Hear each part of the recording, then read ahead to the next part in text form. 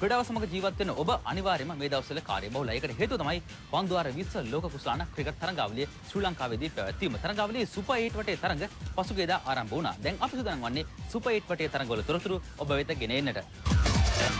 සුපරි 8 දෙනාගේ වටේ දෙවන තරඟයට ශ්‍රී ලංකාව සහභාගී වුණේ බටහිර ඉන්දිය කොදෙවන් සමගින්.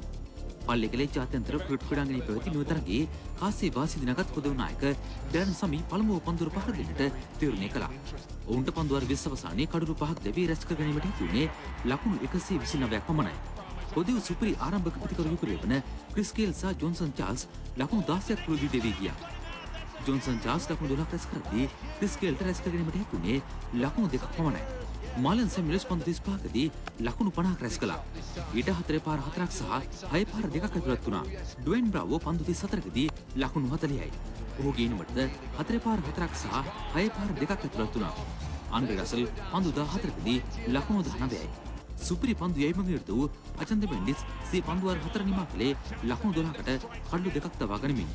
මීට අමතරව මැතිවුස් කුලසේකර සහ ජීවන් මෙන්ඩිස් අතරේ එක් කඩුළු බැගින් බෙදී ගියා. පිළිතුරු ඉනිම ආරම්භ කළේ මහිල ජයවර්ධන සමගින් ටීම් ඩිල්ෂාන්. ඩිල්ෂාන් ලකුණු 13කට දැවී ගියා. දෙවන කඩුල සඳහා නොබිදුණු ලකුණු 108ක සබතාවක් ගොඩනැගූ මහිල සසංකකාර ශ්‍රී ලංකාව ජයග්‍රහණය කර අරගෙන ගියා. මහිල ජයවර්ධන පන්දු 49කදී නොදෙවී ලකුණු 65ක් රැස් කළේ 4 පාර 10ක් සහ 1 6 පාරක් සමගින්. කුමාර සංගකාර පන්දු 37කදී නොදෙවී ලකුණු 39යි. ශ්‍රී ලංකාව පන්දුවර 15යි පන්දු 2ක් අවසානයේ එක් කඩුලක් පමණක් දැවී ලකුණු 130ක් ලබාගෙන තරගයේ පහසුවෙන් ජයගත්තා. මේ අනුව මෙම තරගයේ ශ්‍රී ලංකාව ජයගත්තේ කඩුළු 9කින්. ශ්‍රී ලංකාවේ මේ බිඳ වැටුණු එකම කඩුල දවාගත්තේ රවි රාම්පාල්. තරගයේ වීරය සම්මානය මහිල ජයවර්ධන දිනාගත්තා. සුපිරි 8 වටේ අවසන් තරගයේ ශ්‍රී ලංකාව සහභාගී වුණේ එංගලන්තය සමගින්.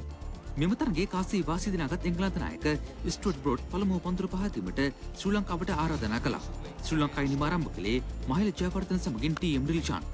ඔවුන් දෙදෙනා පළමු කඩුලට ලකුණු 35ක් එක්කලා. ඩිල්ෂාන් ලකුණු 16යි. වේගවත් ඉනිමක් ක්‍රීඩා කළ මහිල ජයවර්ධන පන්දු 38කදී ලකුණු 42යි. ඔහුගේ ඉනිමට 4 පාර 5ක් සහ 1 6 පාරක් ඇතුළත් වුණා. හතරවෙනි කඩුල සඳහා පිටියේ වූ ජීවන් මෙන්ඩිස් සහ ඇන්ජලෝ මැතිව්ස් වේගවත් ලකුණු 52ක් එක්කලා. 4 පාර 3ක් සහ 1 6 පාරක් සමගින් ඇන්ජලෝ මැතිව්ස් ලකුණු 28යි. ජීවන් මෙන්ඩිස් ලකුණු 18යි. තිසර පෙරේරා පන්දු 16කදී ලකුණු 26ක් රැස් කළා. නියමිත පන්දුවර 20 අවසානයේ ශ්‍රී ලංකාව කඩලු 6කට ලකුණු 169ක් රැස් කළා. පන්දුවේ මෙදී ස්ටුවර්ට් බෝඩ් කඩලු 3ක් සහ ග්‍රෑම්සෝන් කඩලු 2ක් තබා ගත්තා. පිළිතුරු ඉනිම ක්‍රීඩා කළ එංගලන්තයට පන්දුවර 20 අවසානයේ කඩලු 9ක් දෙවි ලබා ගැනීමට හැකි වුණේ ලකුණු 150ක් පමණයි. එංගලන්තයේ මේ මුල් කඩලු 3 ලසිත් මාලින් ක්‍රියාත්මක කළ පළමු පන්දුවාරයේදී තබා ගැනීමට ඔහු සමත් වුණා. ඒ වන විට එංගලන්ත ලකුණු පුරුව ලකුණු 18ක් ලෙස සටහන් වුණා. එංගලන්තයේ නිම ගොඩනැගීමට උත්සාහ කළ සමිත් පටේල් සහ ග්‍රෑම්සෝන් 8 වන කඩුල සඳහා වේගවත් ලකුණු 51ක් එක්කලා. ග්‍රෑම්සෝන් පන්දු 20කදී ලකුණු 34යි. සමිත් පටේල් පන්දු 48කදී ලකුණු 65යි. ඊට 6 පාර 2ක් සහ 4 පාර 8ක් ඇතුළත් වුණා. සුපිරි පන්දු යැවීමක නිරත වූ ලසිත් මාලින්ග ලකුණු 31කට කඩලු 5ක් දවා ගත්තා.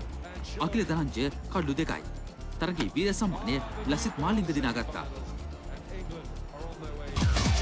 ලෝකෝසාන පන්දුවර 20 ක්‍රිකට් තරඟාවලියේ පළමු අවසන් පුර තරගයේ පැවැත්ුණේ ශ්‍රී ලංකාව සහ පාකිස්තානය අතරයි.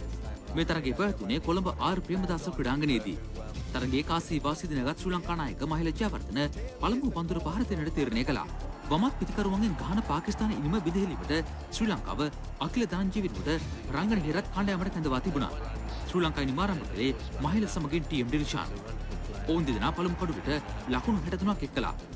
මහිල පන්දු 36කදී ලකුණු 42යි. ඊට 4 පාර 7ක් ඇතුළත් වුණා. කුමාර සංගකාර වේගවත් ඉනිමක් ක්‍රීඩා කරමින් පන්දු 11කදී ලකුණු 18ක් රැස් කළා. ටීම් ඩිල්ෂාන් ලකුණු 35ක් රැස් කළේ 4 පාර 3ක් සමගින්. තිසර පෙරේරා ලකුණු 11කින් සහ ඇන්ජලෝ මැතිව්ස් ලකුණු 10කින් ශ්‍රී ලංකා ඉනිම සවිමත් කළා. පන්දුවේදී සයිඩ් අච්මල්, ආෆ්රිඩි, හෆීස් සහ ගෝල් අතරේ එක් කඩුල බැගින් බෙදී ගියා. ශ්‍රී ලංකා ඉනිම පන්දුවර 20 අවසානයේ සහිතවන් වුණේ කඩලු 4ක් දෙවි ලකුණු 139ක් ලෙසයි.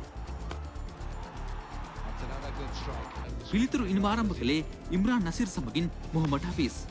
ඔවුන් පළමු කඩුවට ලකුණු 31ක් එක්කලා. සිය දෙවන පන්දුවාරයේදී ඇන්ජලෝ මැතිව්ස් පාකිස්තානයේ කඩලු 2ක් තබා ගත්තේ ශ්‍රී ලංකාවට ජයග්‍රහණ බලාපොරොත්තු එක් කරමින්. එහිදී ජම්ෂෙඩ් ලකුණු 4කටත් කම්රන් අක්මල් 1 ලකුණකටත් දැවී ගියා. ලකුණු 6ක් ලබා සිටි චොයිත් මලික් දවාගෙන සමත් වුණේ රංගන හේරත්. 6 වන කඩුව සඳහා ලකුණු 27ක් එක් කරන්නට උමර් අක්මල් සහ මොහමඩ් හෆීස් සමත් වුණේ යලිත් පාකිස්තානයට ජයග්‍රහණ බලාපොරොත්තු එක් කරමින්. නමුත් යලි ක්‍රියාත්මක වූ රංගන හේරත් මොහමඩ් හෆීස් ලකුණු 42කට දබා ගත්තා. සයිඩ් අෆ්රිඩි ඔහු මොහොදුන් පළමු පන්දුවේම දබා ගන්නට රංගන හේරත් සමත් වුණා. 7 වන කඩුව ලෙස සොහෙල් තන්වීර් ලකුණු 8කට දැවී ගියේ අජන්ත මිනිස්ගේ පන්දුවක් හමුවේ. මේ අනුව පාකිස්තාන මෙන්ම පන්දුවර 20 අවසානයේ කඩලු 7ක් දැවී සටහන් වුණේ ලකුණු 123ක් ලෙසයි.